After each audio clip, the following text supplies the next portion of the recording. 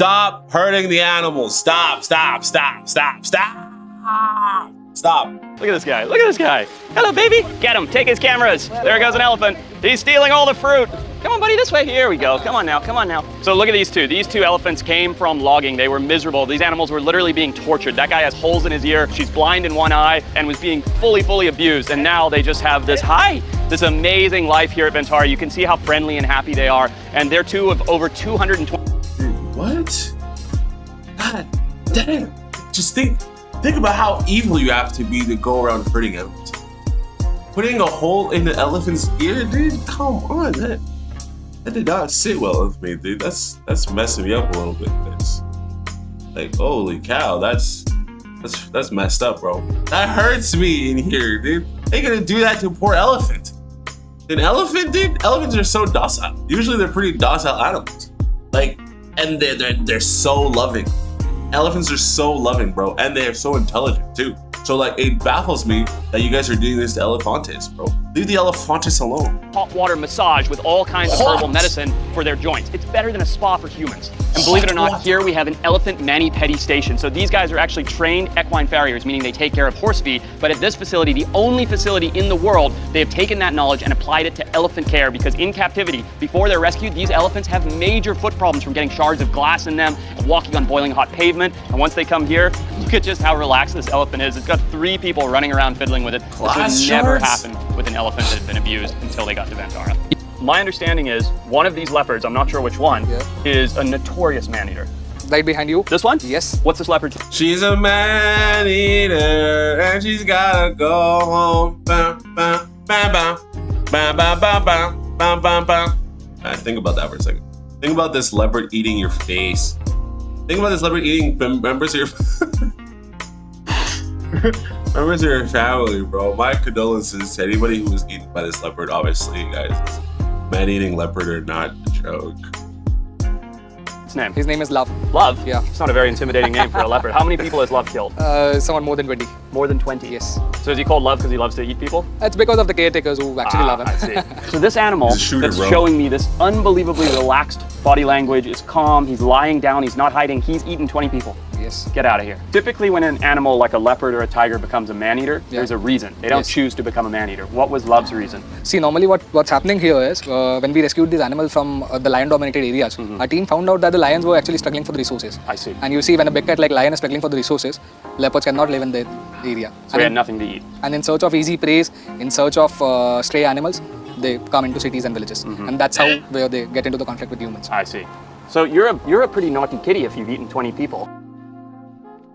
Did you see that? Did you see that? Did you see that? Wow, the man was just cooling. We gotta go back. We gotta go back. We gotta go back. We gotta go.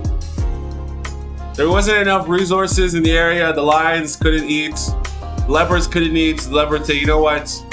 Why take down the lions? Why? Let's go after easier prey. Easier prey? Weak prey? The human. The human being thinks he's so high up there with his machine guns and AR-15s. No, shut up. I'm going to show you that the sheer strength of Mother Nature that permeates through my claws can rip you open and eat. I can eat now. Now I can eat. I can eat goods. Eat the good food. Let's watch again. In search of easy prey, in search of stray animals, they come into cities and villages. And that's how where they get into the conflict with humans. He's gonna remember that for the rest of his life. You're a pretty naughty kitty if you've eaten 20 people. See one more surprise? One more surprise? Yes. Let's go. This entire trip and this entire place has been one of these things where dreams for me are coming true, and I'm actually getting goosebumps and like butterflies in my stomach.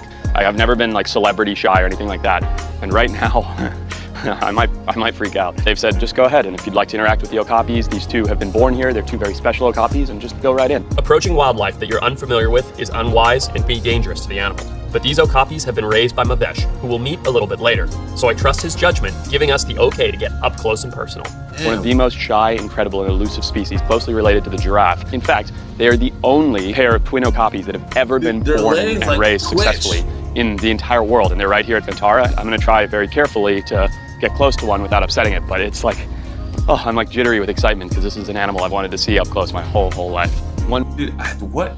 This is a crazy animal, dude. You would think, like, these kind of animals is like, yo, are they extinct? Are they not extinct? Very carefully to get close to one without upsetting it, but it's like, oh, I'm like jittery with excitement because this is an animal I've wanted to see up close my whole life. One really cool thing about okapis is they weren't even discovered until 1901. They were thought to be mythological, and when they were discovered, it was figured out how elusive they are, how shy they are, and because they're related to giraffes, they're browsers, so they pick all this vegetation with a tongue that's insane. It's 18 inches long, so and just look at them. I think they're like the most beautiful animal in the entire world. They are very shy. They're not nervous, as you can see by their body language, but they're not an animal that's going to come up and try and rub up and nuzzle up against you. Super rare, endangered species, but even more than their rarity is their shyness and their elusiveness. The fact that basically you cannot get close to these animals in the wild at all, and this guy's just hanging out right here. These big, beautiful, waxy ears. Look at what it's like petting him.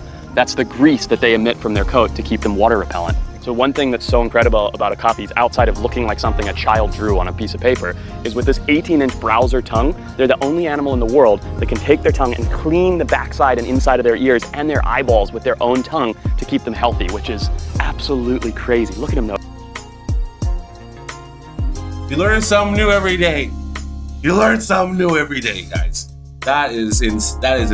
That is intense, bro. So beautiful.